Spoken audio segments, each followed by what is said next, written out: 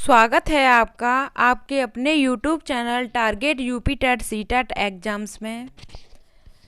आज हम चर्चा करते हैं शिक्षा एवं मनोविज्ञान विषय पर। शिक्षा है शिक्षा जीवन पर्यंत प्राप्त होने वाला अनुभव एवं ज्ञान है। शिक्षण क्रिया का केंद्र बिंदु है। तो शिक्षण क्रिया का केंद्र बिंदु क्या है? शिक्षण क्रिया का केंद्र बिंदु छात्र है। शिक्षा वह है जो मुक्ति दिलाने सह विद्याया विमुक्तये कथन है। यह कथन किसका है? शंकराचार्य का। सह विद्याया विमुक्तये, यह कथन शंकराचार्य का है। मनुष्य की अंतर्निहित पूर्णता को प्राप्त करना शिक्षा है। मनुष्य की अंतर्निहितता को पूर्णता प्राप्त करना शिक्षा है। यह किसने कहा है? तो यह स्वामी विवेकानंद ने कहा है कि अंतर्निहित पूर्णता को व्यक्त करना शिक्षा है। यानी कि मनुष्य के अंदर में जो अंतर्निहित अंदर शरीर में जो पूर्णता व्यक्त है वह शिक्षा है। किसने कहा है? तो स्वामी विवेकानंद ने कहा है। साइके का अर्थ है, तो साइके का अर्थ है आत्मा और लोगोज का अर्थ है अध्ययन। तो साइके प्लस लोगोज दोनों को मिलाकर के साइकोलॉजी, और इनका मतलब होता है आत्मा का अध्ययन। शिक्षा का अर्थ उन सर्वमान्य विचारों को विकसित करना है जो प्रत्येक मनुष्य को मस्तिष्क में विलुप्त होती हैं।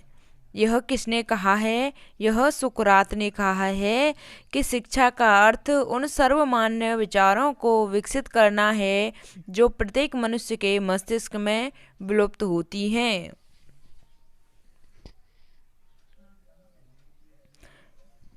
स्वस्थ शरीर में स्वस्थ मस्तिष्क का निर्माण करना ही शिक्षा है। तो यह किसने कहा है? अरस्तु ने कहा है कि स्वस्थ शरीर में स्वस्थ मस्तिष्क का निर्माण होता है। जब हमारा शरीर स्वस्थ होगा, हमारा मन स्वस्थ होगा, तो इसमें शिक्षा का विकास होता है। यह अरस्तु ने कहा है। साइकोलॉजी शब्द का शाब्दिक अर्थ है, तो साइकोलॉजी शब्द का शाब्दिक अर्थ है आत्मा का ज्ञान। आत्मा का ज्ञान, विज्ञान। शिक्षा कैसा विज्ञान है? तो शिक्षा है एक नियामक विज्ञान। शिक्षा एक नियामक विज्ञान है जो जीवन पर्यंत चलती है और जीवन पर्यंत हम कुछ न कुछ सीखते रहते हैं। तो यह हमारी कभी न रुकने वाली प्रक्रिया है। किसके अनुसार मनोविज्ञान चेतना का विज्ञान है? मनोविज्ञान है जो चेतना का विज्ञान है। यह किसके अनुसार है?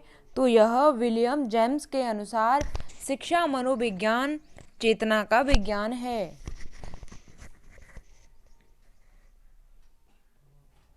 मनोविज्ञान में सबसे अधिक प्रयोग की जाने वाली विधि है। तो मनोविज्ञान में सबसे अधिक कौन सी विधि प्रयोग की जाती है? तो मनोविज्ञान में सबसे अधिक निरीक्षण विधि प्रयोग की जाती है। शिक्षा मनोविज्ञान का अध्ययन अध्यापक को इसलिए करना चाहिए ताकि इसकी सहायता से अपने शिक्षण को अधिक प्रभावशाली बना सकें। शिक्षा मनोविज्ञान में अध्ययन अध्यापक को इसलिए करना चाहिए ताकि इसकी सहायता से अपने शिक्षण को, यानी कि पढ़ाने, अपनी टीचिंग को अधिक प्रभावशाली बना सकें, जिससे कि बच्चा अच्छे तरीके से समझ सके। अपने टीचिंग लर्निंग मटेरियल में आपको इस तरीके से बच्चे को पढ़ाना है, समझाना है कि बच्चे के माइंड में सेट हो जाए। शिक्षण क्या है? शिक्षण का मतलब है टीचिंग क्या है? ज्ञानार्जन जो ज्ञान को अर्जन करने वाला है, जो ज्ञान को अर्जित करता है, वह शिक्षण है। शिक्षा मनोविज्ञान में अध्ययन किया जाता है। तो शिक्षा मनोविज्ञान में किसका अध्ययन किया जाता है? इसमें मानव व्यवहार की शैक्षणिक परिस्थितियों का अध्ययन किया जाता है। जो मानव के व्यवहार में, जो शैक्षिक सीखने में, जो ज्ञान अर्जन करने में जो परिस्थितियां आती हैं उनका अध्ययन किया जाता है।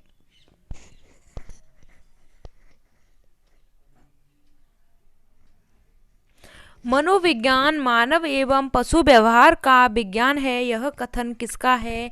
तो मनोविज्ञान मानव और पशु व्यवहार का विज्ञान, यह कहा है आपका मॉर्गन ने।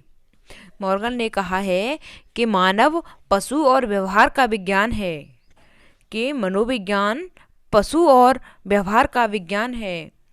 मनोविज्ञान का शाब्दिक अर्थ है, तो मनोविज्ञान का शाब्दिक अर्थ है मन का विज्ञान। मनोविज्ञान नाम से ही स्पष्ट होता है कि मन का विज्ञान। मनोविज्ञान से क्या तात्पर्य है? तो यह व्यवहार का विज्ञान है, मनोविज्ञान है जो वर्तमान काल में व्यवहार का विज्ञान है।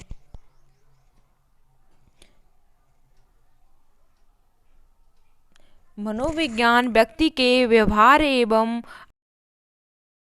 विज्ञान है, यह कथन किसका है? मनोविज्ञान व्यक्ति के व्यवहार एवं आचरण का यथार्थ विज्ञान है, यह कथन मैकडूगल का है। यह मिसप्रिंट हो गया है, मैकडूगल का है। मैकडूगल के अनुसार मूल प्रवृत्तियां कितनी होती हैं? तो मैकडूगल के अनुसार जो मूल प्रवृत्तियां होती हैं वह 14 हैं। शिक्षा को मनोवैज्ञानिक आधार की आवश्यकता क्यों है?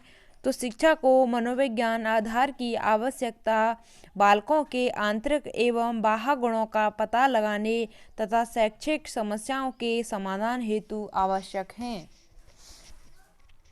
शिक्षा की दृष्टि से बालक की महत्वपूर्ण आवश्यकता है, तो शिक्षा की दृष्टि से बालक की सबसे इम्पोर्टेंट आवश्यकता है कि बालकों के साथ मनोविज्ञान व्यवहार की आवश्यकता है, यानी कि मन के व्यवहार की आवश्यकता है। शिक्षा मनोविज्ञान शिक्षण विधियों के चयन में शिक्षक की सहायता करता है, यह कथन है, यानी कि शिक्षण विधियों के चयन में सहायता करता है, यह कथन स्किनर का है। यह कथन स्किनर का है कि शिक्षण विधियों के चयन में शिक्षक की सहायता करता है। मनोविज्ञान शिक्षा का आधारभूत विज्ञान है, यह कथन किसने कहा था कि मनोविज्ञान शिक्षा का आधारभूत विज्ञान है? यह कथन है हमारा स्किनर का। स्किनर ने शिक्षण विधियों का चयन करने की सहायता के लिए कहा था और मनोविज्ञान की शिक्षा का आधारभूत विज्ञान भी स्किनर ने ही कहा था। स्किनर ने कौन सी थ्योरी दी थी? कमेंट बॉक्स में आप लोग जरूर बताएं कि स्किनर ने कौन सी थ्योरी दी थी। स्किनर, पावलोव और थॉर्नडाइक तीनों ने कौन कौन सी थ्योरी दी थी? कमेंट बॉक्स में आंसर बताइएगा। शिक्षा मनोविज्ञान का केंद्र है, तो शिक्षा मनोविज्ञान में जो महत्वपूर्ण है वह हमारा कि बालक है, छात्र है, छात्र को सबसे ज़्यादा इम्पोर्टेंस दी जानी चाहिए टीचर के अकॉर्डिंग। पहले क्या होता था कि गुरुकुल में टीचर ही सब कुछ था, लेकिन आजकल की नई शिक्षा नीति में बालक ही सब कुछ है, यानी कि टीचर को बालक के अकॉर्डिंग पढ़ाना चाहिए ताकि बालक को अच्छे से समझ में आ सके। शिक्षक को अपनी टीचिंग मेथड को इस तरीके से बनाना चाहिए कि बच्चा हर क्वेश्चन को समझ सके और उसका आंसर भी दे सके। निरीक्षण विधि में किया जाता है, दूसरों का अध्ययन निरीक्षण विधि में किया जाता है। शिक्षा को द्विध्रुवी किसने कहा था? तो यह शिक्षा को द्विध्रुवी एडम्स ने कहा था। मैं आपको बता दूं कि इसी एक वीडियो से आपके यूपी टेट में और सुपर टेट में इसी वीडियो, मात्र एक वीडियो में से ही कई सारे क्वेश्चन आपको देखने को जरूर मिलेंगे, यह मेरा अनुभव है। शिक्षा के तीन ध्रुव कौन कौन से हैं? तो शिक्षा के तीन ध्रुव हैं, एक तो छात्र हो गया, एक टीचर हो गया और पाठ्यक्रम हो गया। यह हमारे तीन ध्रुव हैं, शिक्षक, शिक्षार्थी और पाठ्यक्रम। तो यह किसने कहा था कि तीन ध्रुव हैं? तो यह कहा था हमारा जॉन डीवी ने। शिक्षा मनोविज्ञान के तीन ध्रुव जॉन डीवी ने कहा था, और द्विध्रुवीय एडम्स ने कहा था। तो द्विध्रुवीय में कौन था कि एक शिक्षक था और छात्र था, शिक्षक था और छात्र था, पाठ्यक्रम नहीं था। तो इन्होंने जॉन डीवी ने कहा था कि इसमें तीन ध्रुव हैं, शिक्षक है और शिक्षार्थी भी है, और इसमें प्लस में पाठ्यक्रम भी है। तो यह हमारे तीन ध्रुव हैं, द्विध्रुव जॉन एडम्स और तीन ध्रुव जॉन डीवी। शिक्षा को द्विध्रुवी मानने वाले प्रसिद्ध शिक्षा शास्त्री जॉन डीवी किस देश के निवासी थे? तो शिक्षा को द्विध्रुवी मानने वाले जॉन डीवी यह अमेरिका के निवासी थे।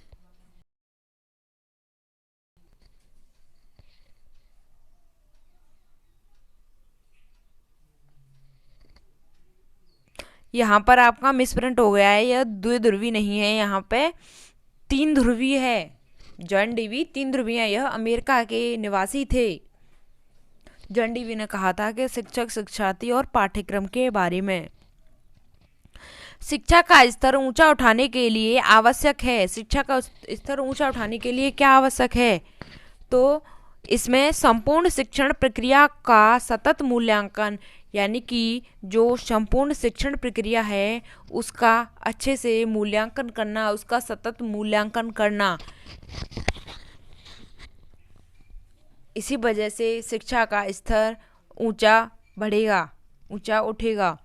तो वैदिक काल में शिक्षा का सर्वोच्च उद्देश्य था, तो वैदिक काल में शिक्षा का सर्वोच्च उद्देश्य था कि मोक्ष की प्राप्ति। वैदिक काल में मोक्ष की प्राप्ति के लिए शिक्षा का सर्वोच्च उद्देश्य था। वैदिक काल में शिक्षा का आरंभ किस संस्कार से होता था? तो वैदिक काल में शिक्षा का आरंभ उपनयन संस्कार से होता था। समावर्तन के समकक्ष संस्कार है, तो समावर्तन के समकक्ष संस्कार है उपसंपदा संस्कार। मुस्लिम काल में प्रारंभिक शिक्षा दी जाती थी, तो मुस्लिम काल में प्रारंभिक शिक्षा दी जाती थी, वह दी जाती थी मकतब में। और मुस्लिम काल में उच्च शिक्षा दी जाती थी। उच्च शिक्षा किस में दी जाती थी? कमेंट बॉक्स में आंसर ज़रूर बताएं कि उच्च शिक्षा मुस्लिम काल में दी जाती थी, किस में दी जाती थी? मकतब में या मदरसा में? तो उच्च शिक्षा मदरसा में दी जाती थी और प्रारंभिक शिक्षा है वह मकतब में दी जाती थी। आज की वीडियो में बस इतना ही, तो मिलते हैं आपसे हम। तब तक के लिए जय हिंद, थैंक्स फॉर वॉचिंग। और आपसे कहना है कि आप इस वीडियो से आपको